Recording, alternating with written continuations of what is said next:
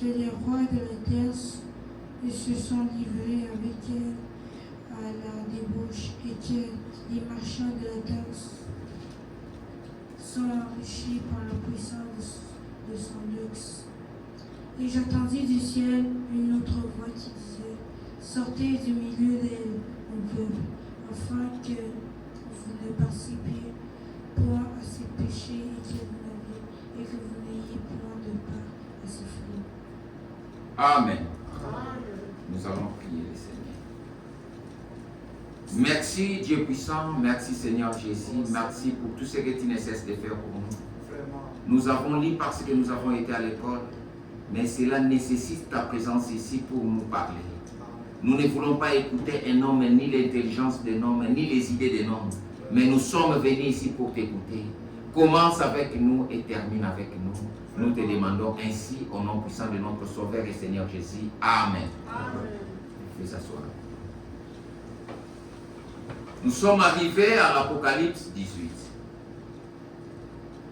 Après cela, je vis descendre du ciel un autre ange qui avait une grande autorité, et la terre fut éclairée de sa gloire.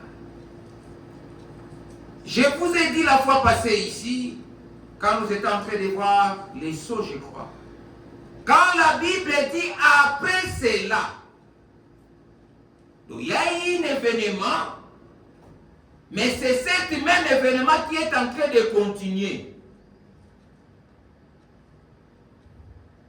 Ici, la Bible nous dit après cela.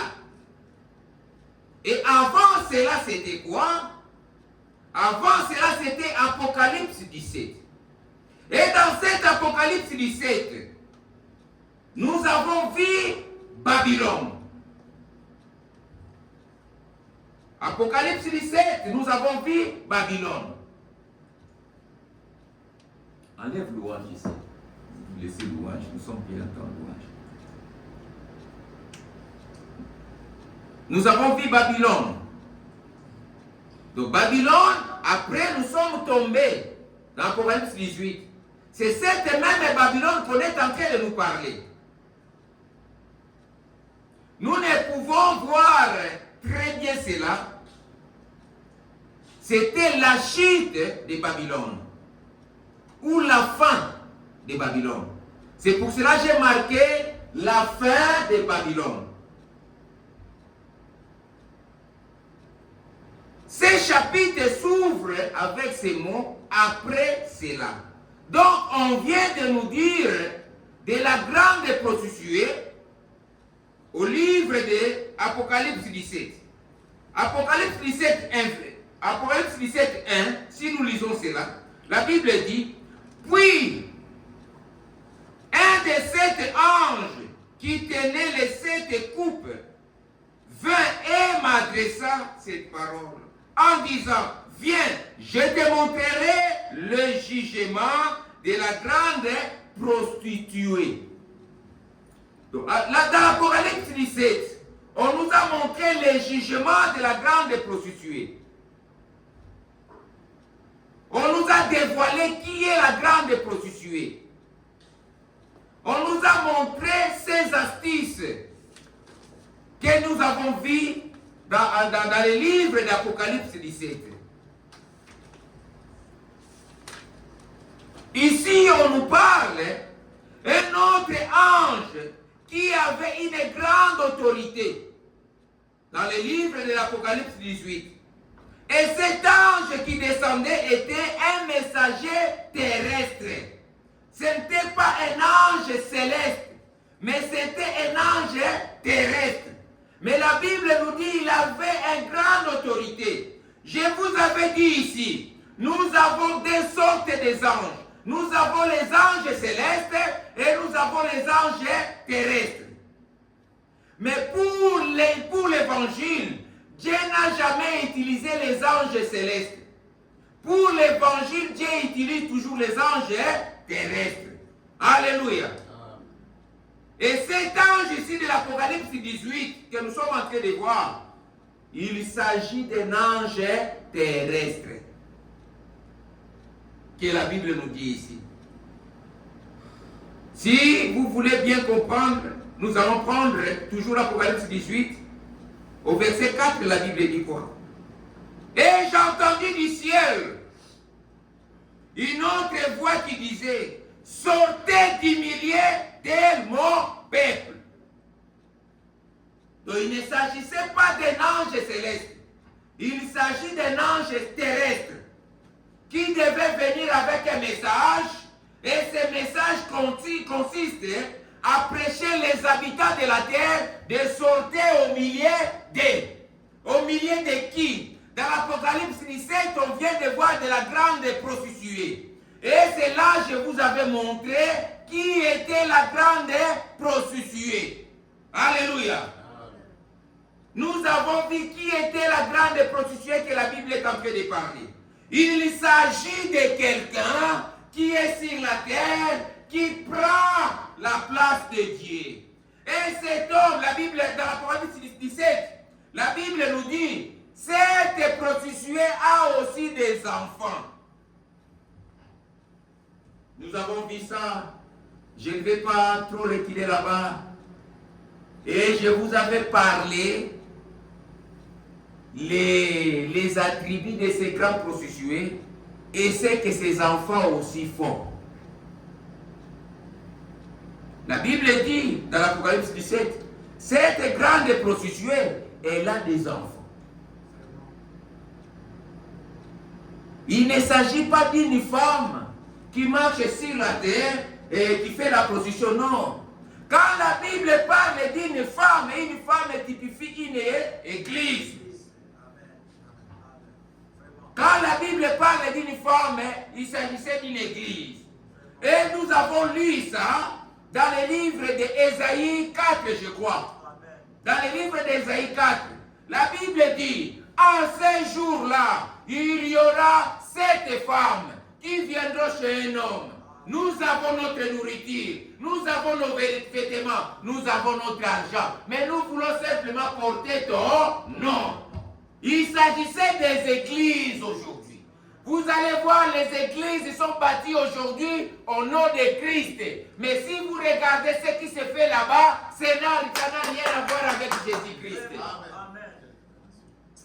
Ça n'a rien à voir avec Jésus-Christ. Il s'agissait des églises sur la terre. À l'époque, on critiquait l'église catholique. Mais ce qui se passe dans l'église catholique, on le voit dans les églises du message, dans les églises du réveil, dans les églises pentecôtales. Et toutes ces églises qui imitent ce que l'église catholique fait, ce sont ses enfants. Amen. Alléluia. Amen. Est-ce que vous êtes en train de comprendre? Amen. Tout ce que l'église doit faire doit être dans la Bible. Mais si cela, ça peut être beau. Mais si cela ne se trouve pas dans la Bible, cette église est en train de vous amener en enfer. Ça peut sembler beau. Mais l'église est en train de vous amener où? C'est un enfer. Alléluia. Cette église, il dit, nous avons notre vêtement. Quel est ce vêtement? Je vous avais montré dans la Bible. Qu'est-ce qu'un vêtement de saint? C'est le Saint-Esprit. Quand toi tu as l'Esprit de Dieu, moi j'ai l'Esprit de Dieu. Quelle que soit la nationalité, toi tu peux être chinois, on ne s'est jamais vu. Mais quand nous allons être ensemble, il y aura une attraction. Il y aura des traits communs. Nous allons parler le même langage. Vous voyez? C'est pour cela, en Christ, il n'y a ni Congolais, ni Angolais, ni Sud-Africain, ni Français, ni Canadien, ni Américain, ni Chinois. Nous tous, nous sommes enfants de Dieu. Amen. Alléluia. Amen. Un enfant de Dieu n'est pas tribal. Si vous avez cette chose-là de tribalisme, vous n'avez jamais connu Christ. Alléluia. Et ces églises, ils ont l'air habits. Vous allez voir les autres portent bleu blanc. Les autres portent vert blanc. Les autres portent blanc blanc. Ils ont l'air habits. Quand l'autre voit cet habit, c'est c'est entre nous les musulmans. C'est entre nous les babas. C'est entre nous les kimbanguistes. Mais les enfants de Dieu n'ont pas des habits comme ça. C'est le Saint-Esprit. Ils ont aussi, en fait, ces femmes-là, ils ont leur nourriture. Vous allez voir, nous, notre Père spirituel nous dit ça. C'est bien. Mais est-ce que ce que votre Père spirituel vous dit se trouve dans la Bible? Vous allez voir dans une église, on vous montre des bougies. On vous met des bougies. Les bougies se trouvent où dans la Bible? On vous donne des chapelets. Les chapelets se trouvent où dans la Bible? On vous donne les eaux bénies. Les eaux bénies se trouvent où dans la Bible? Ils ont leur nourriture. Tu veux que je prêche pour toi? Donnez $100, tu auras une prière de $100. L'action de grâce qui a $100 ici, c'est leur prédication. Qui a commencé cela? C'est leur mère, c'est Babylone la grande prostituée. Et ses enfants sont en train de copier cela. La Bible dit vous avez reçu gratuit, donnez aussi gratuit. Mais comment vous venez que quelqu'un prie pour toi, il faut donner l'argent? Oh, action de grâce. Action de grâce, il faut donner l'action de grâce. Nous avons reçu gratuit, on donne aussi gratuit. Et nous avons vu les caractéristiques de cette bête dans les livres d'Apocalypse 17. Nous avons parlé beaucoup de choses. Et dans ce temps de la fin, cet ange que Dieu est en train de parler ici, cet ange se trouve dans le livre de Malachie 4. Il s'agit d'un ange terrestre. Il ne s'agit pas d'un ange céleste. Il s'agit d'un ange terrestre qui est venu avec un message qui va frapper tout le monde entier. C'est pour cela que la Bible dit ici, dans le verset 1, la terre fut éclairée de sa gloire. Quand cet ange va proclamer le message, ça va arriver jusqu'à l'extrémité de la terre. Ça va arriver jusqu'à l'extrémité de la terre. Le message de cet prophète de Malachie 4 va toucher partout où se trouvent les élites. Son message est de faire sortir les élites dans des systèmes du monde, dans des systèmes de dénomination, dans des systèmes des églises, dans les esclavagismes des églises. Même s'ils sont dans les dénominations, quand ils vont écouter cette parole, ils vont sortir. C'est ça son message. Et nous allons prendre les livres des gens. Dans les livres des gens, qu'est-ce que la Bible nous dit ici? Dans les livres des gens disent, Jean disent, nous allons d'abord prendre le verset 14. Jésus dit quoi ici? Il dit, je connais mes brebis et il me connaît. Comme le Père me connaît et comme je connais le Père et je donne ma vie pour mes brebis. Jésus connaît ses brebis. Quel que soit là où tu pouvais être, quand tu vas écouter ces messages, tu vas comprendre que non, ça c'est différent avec ce que j'ai écouté ailleurs. Quand tu écoutes ces messages, tu vas comprendre que ça c'est différent. Verset 27, toujours dans Jean. Dans Jean 10, verset 27, la Bible dit, mes brebis entendent ma voix. Je les connais et elles me suivent. Mes brebis entendent ma voix. Cette voix ici, c'est qu'il s'agissait de quoi? Il s'agissait de la parole. Les brebis du Seigneur écoutent la parole de Dieu. Quelle que soit cette parole, pouvait être comment. Mais si tu es Néli, tu dois écouter cela. Et si tu reconnais les jours où tu es en train de vivre, et tu reconnais les messages de votre temps, c'est ça les signes qui montrent même que tu es Néli. Beaucoup prient aujourd'hui. Si tu lui demandes, tu pries, mais Jésus viendra comment? Quels sont les signes qui montrent que Jésus viendra? Oh non, nous sommes en train d'attendre seulement. Jésus viendra, hein, Jésus viendra. Mais il n'a pas de signes. Vous voyez? Or, la Bible dit, l'Éternel Dieu ne fait rien sans avoir révélé ses secrets à ses serviteurs, les prophètes. Donc à chaque temps, avant que Dieu puisse détruire un temps, vous allez voir quoi? Dieu envoie toujours l'avertissement. Pour la ville, au temps de Noé, quand Dieu avait vu les péchés étaient montés, Dieu a fait quoi? Il a envoyé Noé. Il dit, construis l'arche. Celui qui entrera, il sera sauvé. Quand Dieu voulait détruire Sodome et Gomorrhe, il a envoyé les anges pour faire sortir Lot. Puisque les habitants de Sodome et Gomorrhe ne voulaient plus l'évangile. Ils étaient arrivés à un niveau où ils ne voulaient plus pas qu'on parle de Dieu. Et c'est ce temps que nous sommes arrivés aujourd'hui. Les gens ne veulent plus qu'on parle de Dieu. Dieu, c'est dit arnaque. Dieu, il n'existe pas. Ça, ce sont de la Bible, c'est quelque chose qu'on a fabriqué. C'est un livre de morale. Tout. Les gens sont en train de blasphémer du jour au jour. Et nous sommes arrivés à ce temps-là. Or, Jésus avait dit dans le livre de Matthieu 24, quand vous verrez ce qui était passé au temps de Noé, au temps de Sodome et Gomorrhe, sachez que le temps est proche. Messieurs, quel est-il? Nous sommes en train de vivre ces terres-là. Reconnaître les jours et son message.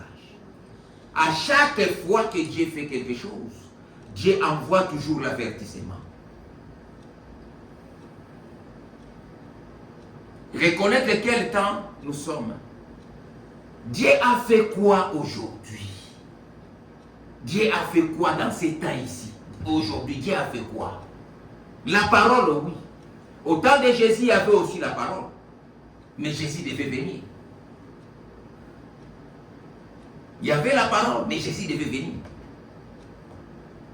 Avoir la parole, cela ne suffit pas. Il faut reconnaître les jours et son message. Les jours auxquels que vous êtes en train de vivre, c'est très important. Qu'est-ce que Dieu a fait? Qui est le messager de cet âge? Il faut reconnaître qui est le messager de cet âge que nous sommes en train de vivre. Même si tout le monde les rejette, Dieu a toujours eu des enfants qui vont accepter cette parole. À chaque temps, c'était comme ça. À l'époque de Noé, il y avait des milliers sur la terre. Mais il y avait 8 personnes qui étaient sauvées. C'était 8.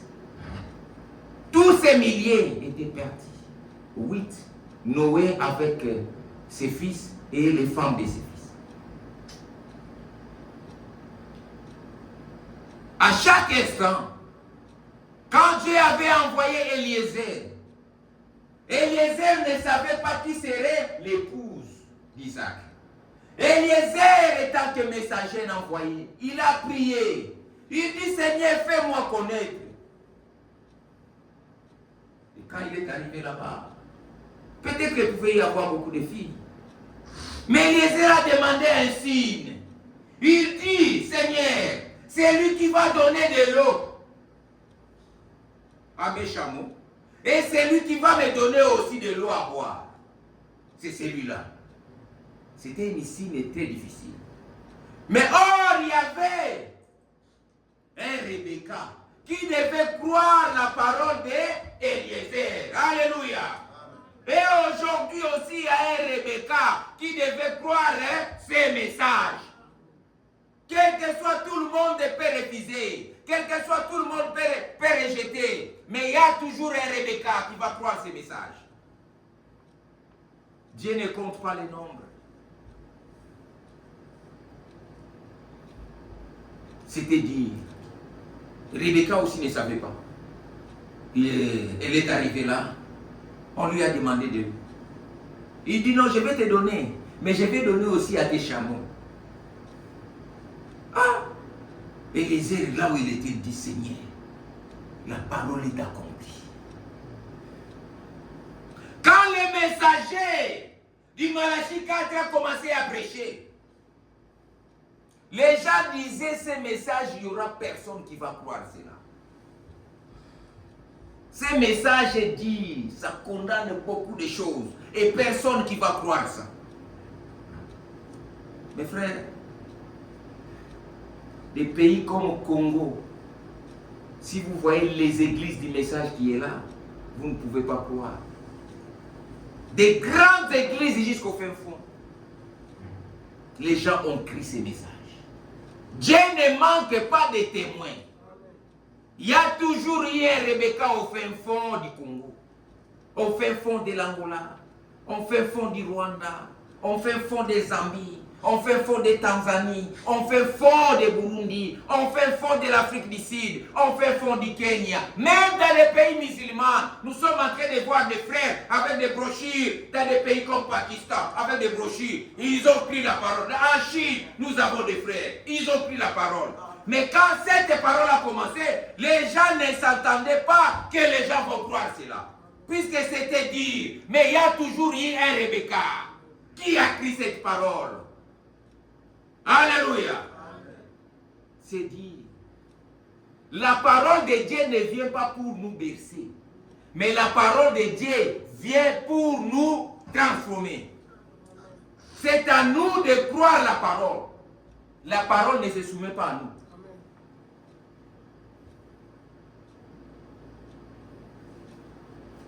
Jean 6. Jean 6, 60. Regarde ce que Pierre a dit ici. Jean 6, 60.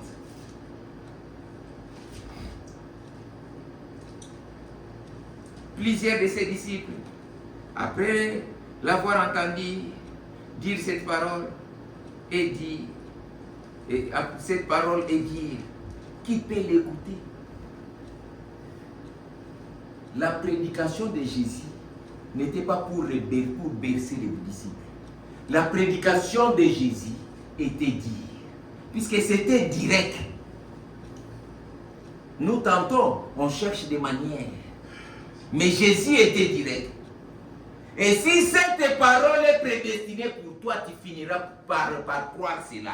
Quelles que soient les conditions, quelles que soient les circonstances. Alléluia. Et si Dieu permet que tu écoutes cela, c'est une grâce. C'est une grâce. Et Pierre dit encore quoi? Puisque Jésus a dit, si vous voyez que ça ne marche pas, allez-y dans le monde. Allez. 68. Simon Pierre lui répondit, Seigneur, à qui irions-nous? Tu as la parole de la vie éternelle.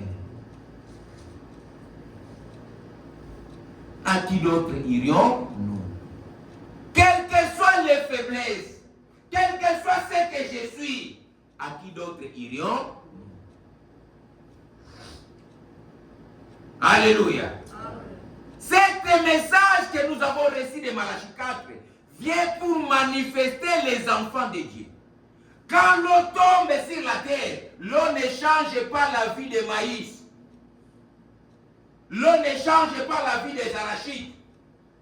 L'eau ne change pas la vie du riz qui est au sol. Quand l'eau tombe, ça va faire sortir seulement le maïs qui est là.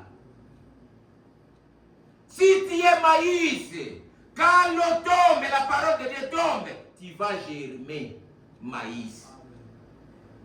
Quel que soit le temps que tu peux faire dans ces messages en soi ne changent pas. Je vais un peu vous décevoir. Les messages ne changent pas. Mais le message est venu pour manifester ce que l'homme est. C'est ça la différence. Dans d'autres églises, on prêche, venez prier pour que vous soyez changés. Mais nous ici, on ne prêche pas comme ça. La parole va vous manifester. C'est pour cela. Frère Branham donnait cette histoire d'une fête des gens qui ont des calvities. Il y avait quelqu'un qui avait beaucoup d'argent, mais il était calvitie, il était chauve. Il a appelé des gens qui étaient calvities dans une fête. Mais il dit cette fête va durer une semaine. Cette fête fera une semaine. 7 jours. Donc si tu veux entrer, il faut s'assurer simplement que tu es calvitie. Tu es chauve comme moi.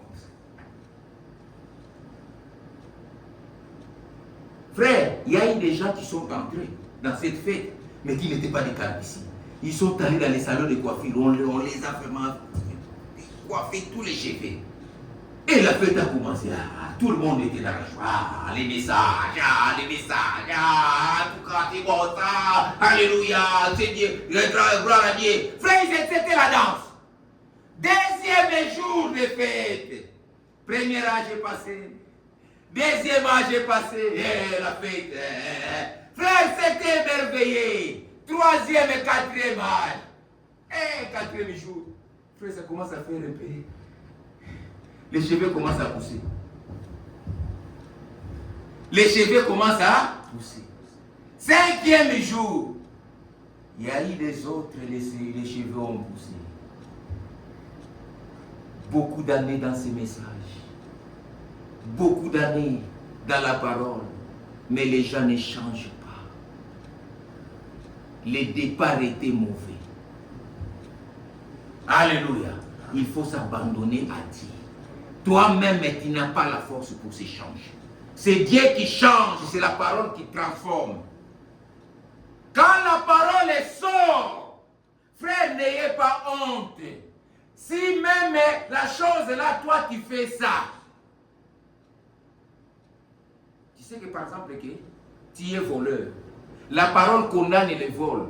Toi dis Amen. Et quand tu es en train de dire Amen, tu es en train de montrer au diable, moi j'ai choisi Christ. Malgré que je vole, c'est toi qui m'utilises encore. Un jour, je vais abandonner, je vais cesser à voler. Mais quand la parole sort, toi dans ton cœur commence. Ça, ce sont des prédications de moi qui est là. Hein? Ça, ce sont des jetons. Ça, ce sont des jetons. Frère, tu ne changeras pas. Tu ne changeras pas. Tu serais là 7 ans, 10 ans, 20 ans dans les messages. Tu ne changerais pas. Pourquoi? Toi-même dans ton cœur, la guerre est là. Alléluia. Nous devons nous abandonner les dieux. Et le propriétaire de la fête, quand il vous regarde, il dit, toi, allez, sors. Jetez-les dans la prison. Vous savez que vous n'êtes pas des choses. Pourquoi vous êtes entrés?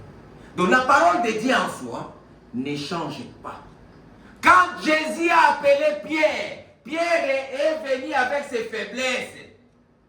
Pierre est venu tel qu'il était. Frère Branham est venu prendre Jésus, Pierre à la série Kazayanke. Il lui a montré que lui, il est vraiment un grand bagarreur. Il a fait sortir le couteau. Frère, Pierre a montré cela. Mais Pierre croyait la parole. Pierre dit, à qui d'autre irions-nous? Et si tu as cette position, tu vas changer un jour. Et un jour, tout ce qui se tourmente aujourd'hui, tu vas l'abandonner. Mais quand tu commences à réfléchir, abandonnez ça. Abandonnez ça. Même dans la guérison divine, pourquoi les gens ne sont pas guéris? Parce que les gens réfléchissent. Quand j'ai dit, par même être ici, vous êtes guéris. Toi, ce que vous devez faire, crois seulement. Même si tu vois que c'est cancer, Les médecins ont dit votre cancer est arrivé au point 000, donc tu attends que la mort. Toi dis, tant que je vis encore, Dieu a le pouvoir de me guérir. Alléluia. Tant que je vis, Dieu peut encore faire quelque chose. Puisque Lazare, les intestins étaient pourris. Lazare, son cerveau a commencé déjà à pourrir. Mais Dieu l'a ressuscité. Mais toi, tu es encore en vie. Tu es différent avec Lazare. Alléluia. C'est pour cela, quand la parole sort, un fils ou fille de Dieu dit Amen. Un point, un trait. Alléluia. Amen. Quand la parole de Dieu sort, ça délivre. La façon dont on prêche la parole comme ça, la parole vient pour délivrer. Quand Jésus a crié, Lazare, sors! Cette parole de Jésus est allée prendre Lazare dans les tombeaux, lui fait sortir vivant. Et c'était Élie de Malachie 4, c'était ange d'Apocalypse 18. Quand il crie, sortez du milieu d'elle, mon peuple, cette parole va jusqu'au fin fond de nos villages. Ça cherche les ennemis. C'est pour cela que nous sommes des preuves. Nous sommes des preuves vivantes que nous sommes ici.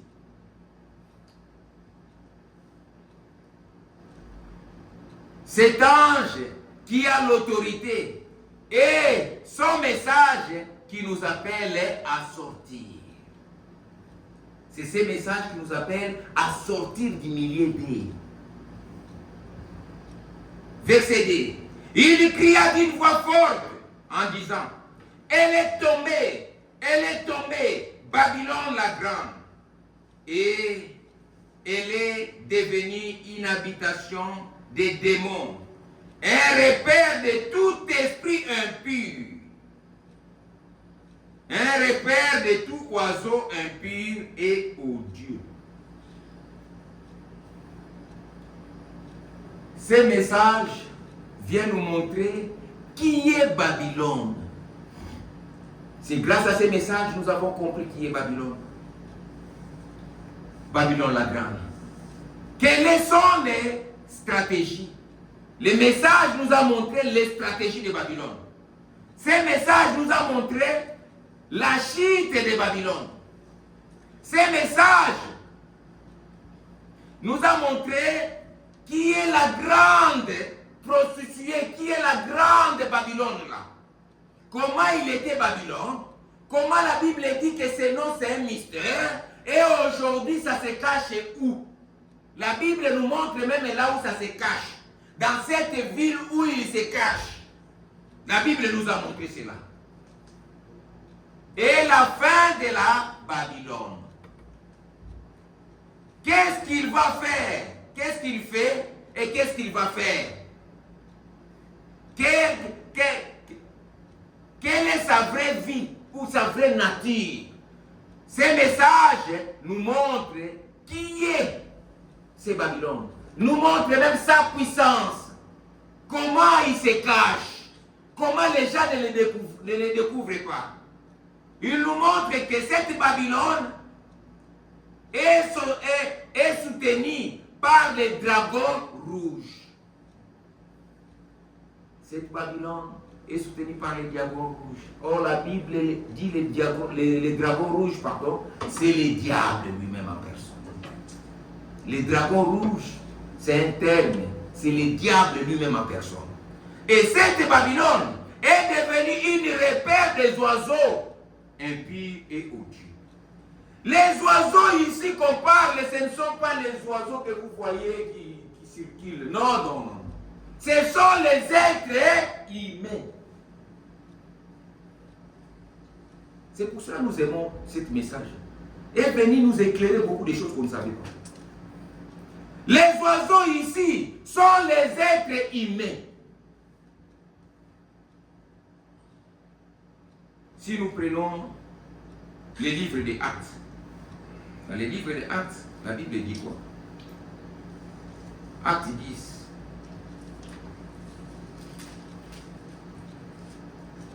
Acte 10.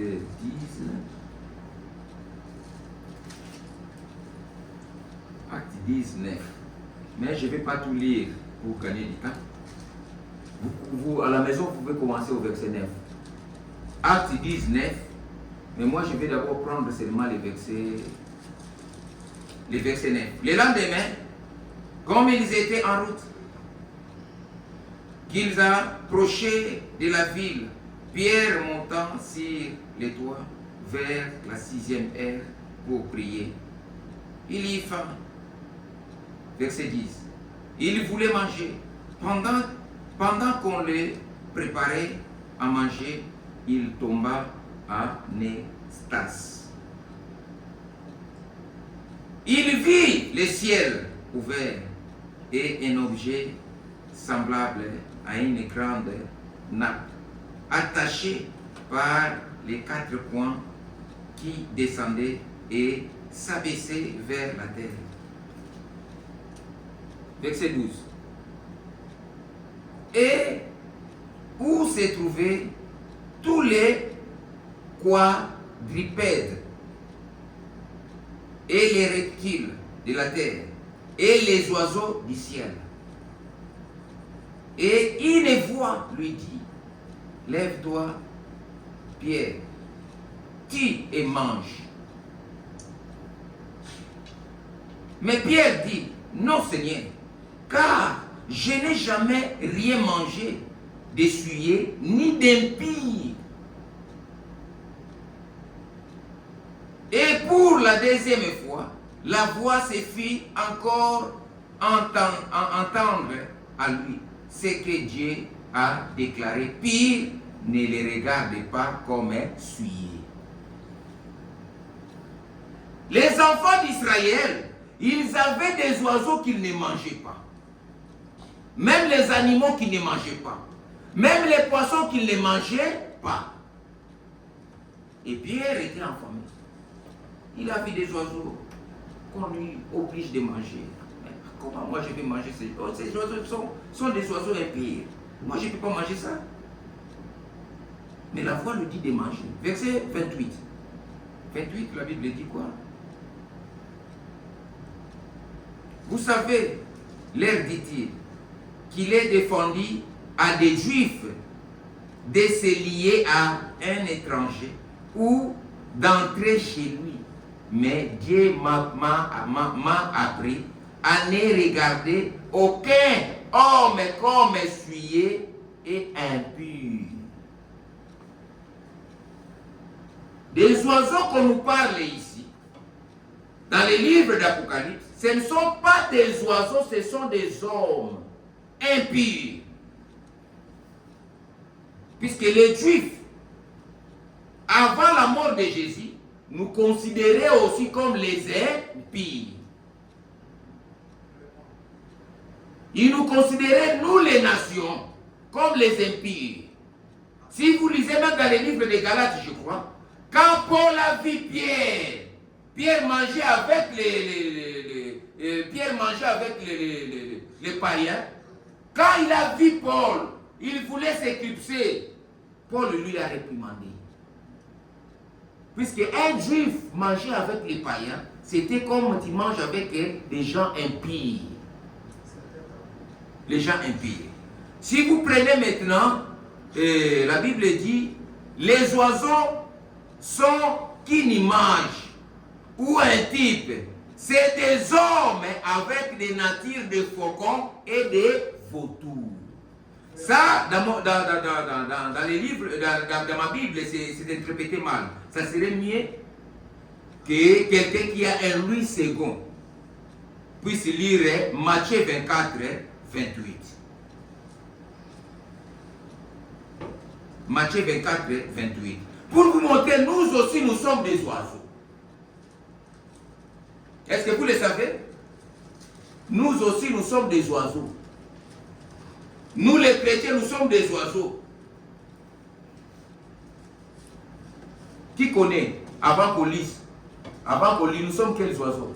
Nous sommes quels oiseaux? Hein? Que Dieu vous bénisse. Nous sommes des aigles. C'est pour cela, nous, dans les messages, Vous voyez dans nos histoires, tantôt on met l'aigle. Tu vois l'aigle? Ça, c'est notre cantique. On met les signes de l'aigle. Nous sommes aussi les oiseaux. Mais nous sommes des aigles. Alléluia. Amen. Vous pouvez lire. Oui. Si c'est lui, pardon. Oui, vous pouvez lire les deux versets, mais vous pouvez lire dans les 24-28. Prenez le micro.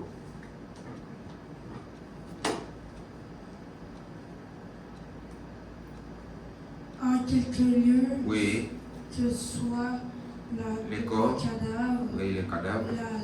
Là s'assembleront les aigles. Ah. Aussitôt, Non, c'est tout. C'est seulement verset 28. En quelques lieux, où sera les cadavres, c'est là où entraînera quoi? Les cadavres là, c'est la nourriture fraîche. Amen. L'aigle mange la viande fraîche. L'aigle ne mange pas la viande pourrie. Mais ceux qui mangent la viande pourrie sont des oiseaux impurs ici qu'on est en train de parler. Et si vous lisez la Bible dans notre version, vous allez voir, ce sont des vautours, des faucons, des corbeaux. Et ils mangent la viande pourrie. Si le lion attrape un animal, il mange, le lion laisse les cadavres, ça commence à pourrir, et vient là-bas. Ils sont en train de manger la viande pourrie. Mais nous sommes les aigles. L'aigle mange l'animal fraîche. En quelques lieux sera les cadavres. Oh, les cadavres en question se trouvent maintenant ici. Nous sommes réunis devant les cadavres. Nous sommes en train de manger la parole fraîche. Alléluia. C'est cette parole fraîche que les aigles mangent. J'avais écouté quelqu'un dire, vous pouvez aussi lire ça dans le livre de Luc 17, 37. Oh non, mais vous, dans les messages là-bas, vous avez les signes de l'aigle. Les Américains aussi, ils ont les signes de l'aigle. Je lui ai dit, mon frère, qui a créé l'aigle? Ce sont les Américains? Oh non, c'est Dieu. Moi, je dis, mais c'est Dieu qui a créé l'aigle. Si les Américains prennent ça, s'ils sont des sciences occultes, quel est notre problème?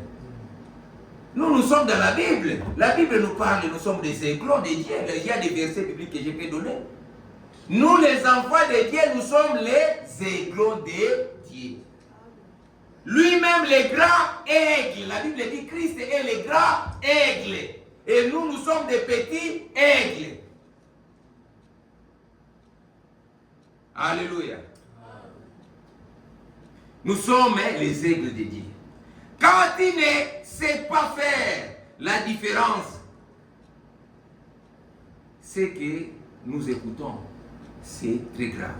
Vous devez comprendre et faire la différence. Nous sommes différents des dénominations. Quelqu'un qui a compris les messages, il ne peut pas abandonner les messages pour aller dans les églises de réveil. Il ne va pas se retrouver. Au moins qu'il était faucon ou vautour. Puisque nous sommes des oiseaux. C'est Dieu qui connaît nos caractéristiques. Vous voyez? Tout comme je peux dire, nous sommes des arbres. Tout homme ou toute personne sur la terre, c'est un arbre. C'est pour cela que vous allez voir Jean-Baptiste dire, lâchez-moi dans l'école. L'arbre qui ne portera pas de fruits. Mais Jean-Baptiste parlait aux gens. Mais il est en train de parler des arbres.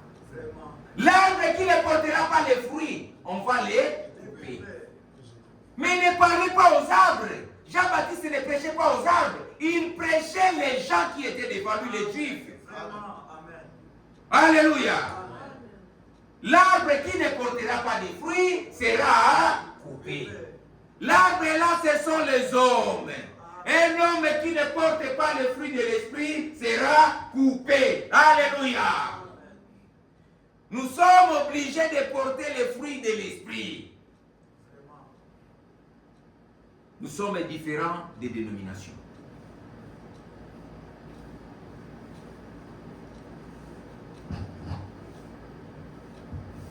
Nous allons prendre le verset 3. Parce que toutes les nations ont pris les vents de saphirettes et des débauches, que les rois de la terre se sont livrés avec elle à la débauche, et que les marchands de la terre sont enrichis par la puissance. Des nations ici, ce ne sont pas comme des pays, mais ce sont les églises qui se trouvent dans les nations. Les églises qui se trouvent dans des pays, ils se sont livrés de sa débauche. Ils croient sa doctrine. Ils croient ce qu'il prêche. Ils croient tout ce qu'il prêche. Toutes les dénominations ont copié cette église. Quand l'église protestante, les premiers qui ont divisé l'église catholique, ils ont quitté l'église catholique. Ils ont dit l'église catholique va des prières. C'est contre la Bible. L'église catholique, il fait les messes des morts. Ce n'est pas la Bible. L'église catholique va des chapelets, va des prières de Marie, va ceci. Tout ce que l'église protestante a dit. Plus de 80 et quelques citations que Martin Luther a mentionnées. Si vous entrez sur l'internet, il y en a. Toutes ces histoires, c'était vrai. Mais et après? Et même les protestants, ils ont commencé à retourner dans l'église catholique. Ils s'insultaient l'église catholique. Mais eux-mêmes, ils ont commencé à envoyer les gens pour aller faire l'école biblique. Et même après, l'église protestante, ils ont fait un tennis. Et même après l'église protestante, ils ont dit non, nous sommes l'église de Christ au Congo. L'église de Christ en Angola. L'église de Christ au Canada. CAC, CBECO, CAZ. Ce sont les noms que ces femmes-là portent. C'est pour cela nous sommes les assemblées chrétiennes de Dieu. Un point écrit. Nous sommes tous frères. Alléluia. Ce sont ces enfants. Ils sont en train de retourner sans qu'ils sachent. Les églises pentecôtistes, eux aussi, ils ont dit non. Nous sommes sortis de l'église protestante. Les accusations qu'ils ont accusées l'église protestante, ils avaient raison. Mais eux-mêmes aujourd'hui, les églises pentecôtistes sont dans l'école Courbeau. Ils commencent aussi à aller à l'école biblique. Oh, on n'étudie pas Dieu, on comprend Dieu par la révélation. Alléluia. S'il faut comprendre Dieu, c'est par la révélation. Mais les églises protestantes et pentecôtistes, eux aussi, ils ont tombé. Tout ce qu'ils accusaient l'église protestante, ils commencent à faire ça. Luther, l'église protestante, est venu avec la justification. Martin Luther.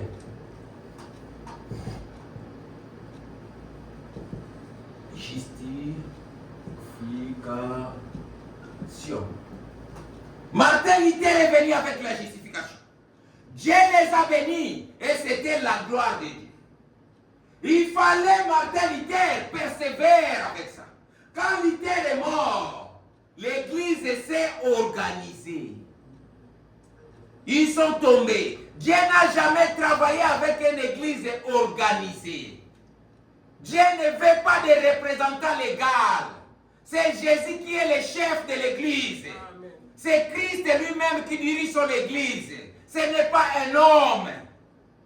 Quand ils se sont organisés, Dieu les a abandonnés. Il a levé un homme qu'on appelait John Wesley. John Wesley. Lui, il est venu avec la sanctification. C'était les pentecôtistes. Sanctification. Dieu les a bénis et c'était la gloire de Dieu. Ici, il y a eu des dons de l'esprit avec nos frères pentecôtistes. Ils prêchaient la parole avec puissance. Mais par après, ils ont copié encore ce que l'église protestante faisait. Vous voyez, ils ont commencé à vendre des prières. Nani a la prière à $500, après ça a les prières à 500.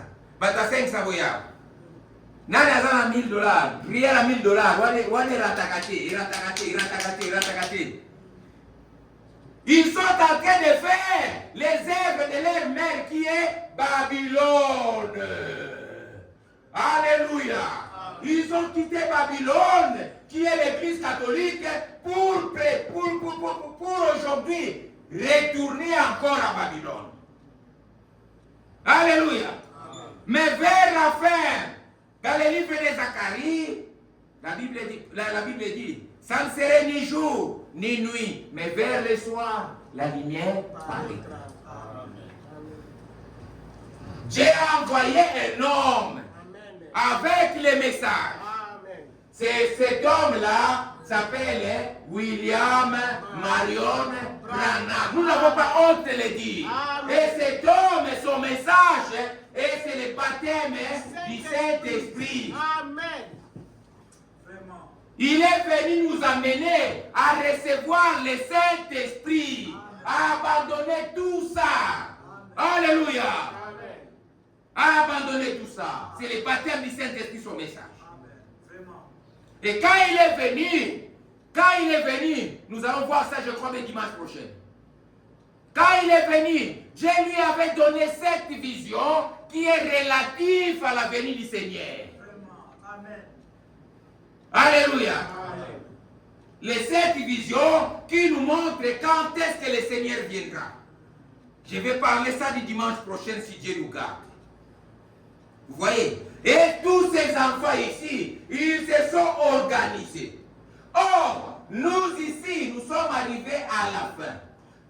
William Marion a dit, le message ici ne deviendra pas une dénomination. Mais il y aura des églises du message qui vont tomber. Il y aura des églises du message qui vont abandonner. Les messages et les églises du message, c'est des choses différentes. Vous voyez? Je compte terminer, parce que je ne vais pas vous garder longtemps. Nous allons continuer le dimanche prochain. C'est pour cela, vous avez vu dans ces églises ici, les choses qu'ils ont critiquées l'église catholique. Vous allez voir, dans ces églises, on vous vend la prière.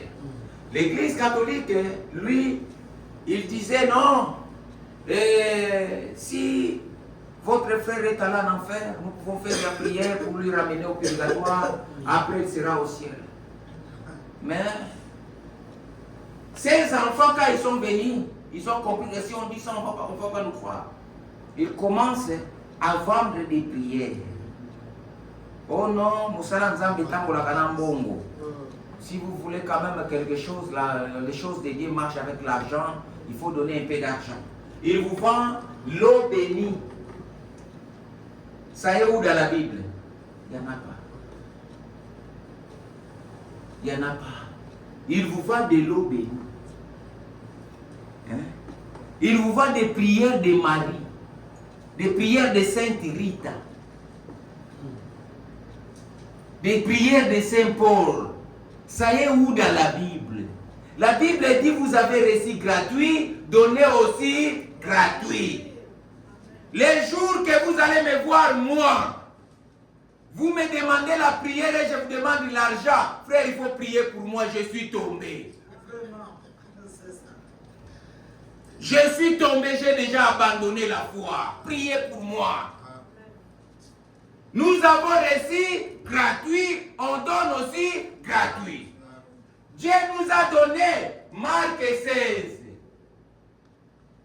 Marc 16, 16. Voici les miracles qui accompagneront ceux qui auront crié. À mon nom, ils chasseront les démons. Cet pouvoir ici, c'est donné à l'Église, à tout chrétien. La Bible dit, voici les miracles qui accompagneront ceux qui auront crié. Même toi, si tu crois, tu verras la gloire de Dieu. Si tu crois en Dieu, tu verras la gloire de Dieu. Mais eux, ils sont venus, ils se sont organisés comme leur maman. Ils ont construit des hôpitaux. L'église a construit l'équipe de football. L'église, à la place d'amener les âmes à la prière pour la guérison, il les envoie dans les dispensaires de l'hôpital. Il y en a, les églises, ils ont des dispensaires. Dans chaque église, moi je suis grandi, mes parents, mes grands-parents sont des protestants. Dans chaque paroisse des protestants, il y a l'hôpital. Dispensaire, même si pas grand hôpital, mais dispensaire, il y en a. Ça y est où dans la Bible? Hein? Donc, ils ont changé tout ce que Dieu a dit et ils ont changé cela. Ce que l'Église catholique faisait, ils ont critiqué l'Église catholique, mais ils sont en train de faire pire que l'Église catholique. Pire que l'Église catholique lui-même. Ce sont ses enfants. Oh, ils ont prié, il y a pétrole. Guérison. Si on met le pétrole, on a obligé de prier avec ce pétrole. Si vous buvez ce pétrole, vous serez guéri. Ça est où dans la Bible? Il vous voit les bouteilles de pétrole. Il y en a. Ça s'est fait. Vous voyez? Ça y est, et les gens suivent. Vous allez voir, aussi tu prends la terre d'un Kamba là-bas, tu manges ça. En tout cas, tous les problèmes de ta vie, c'est fini. Il y a des intellectuels, des diplômés, des docteurs. Ils vont en Kamba là-bas pour se laver dans cette eau de Kamba là. Ils mangent même la terre de Kamba. Mais ils finissent aussi par mourir par leur maladie. Lui-même, j'ai écouté des rémans, père spirituel de Kimbangu. Oh non, tension altérée, lui, tout le monde. Il était évacué rapide à Bruxelles. Père spirituel peut mourir. Ah, père spirituel. Et les gens sont derrière ces gens comme ça. Père spirituel veut mourir avec tension altérée. Vous ne pouvez pas faire une prière. Petite prière seulement. Hein? Petite prière. Vous voyez? Ils ont détenu. L'Église catholique donne les tenus aux masseurs. Ils donnent les tenus aux prêtres. Et aussi, ils sont venus. Ils ont leur tenue. Ils ont leur nom. L'église de Christ au Congo, cité Bethel. L'église de Christ au Congo. L'église de... Ce sont les noms qui viennent d'ici. Il dit, si vous pouvez lire ça dans Ésaïe 4. Je crois qu'Ésaïe 4, nous avons lu ça. Verset 7, je crois. Nous allons porter seulement ton nom. Nous allons seulement prendre ton nom. Mais nous avons notre nourriture. Et cette nourriture, c'est ça. Et c'est pour ça, dans ce temps de la fin, Dieu a prévu le message du temps de la fin. Le 7e ange ici, c'est lui qui est en train de crier ici. Sortez du milieu de mon peuple. Alléluia. Que Dieu vous bénisse. Nous allons continuer ça le dimanche prochain. Le dimanche prochain, je crois qu'on va recevoir un visiteur. Mais on va continuer ça après si le visiteur part. Que le Seigneur vous bénisse. Nous pouvons se mettre debout pour prier. Gloire et gloire. Alléluia. Alléluia. Gloire et gloire.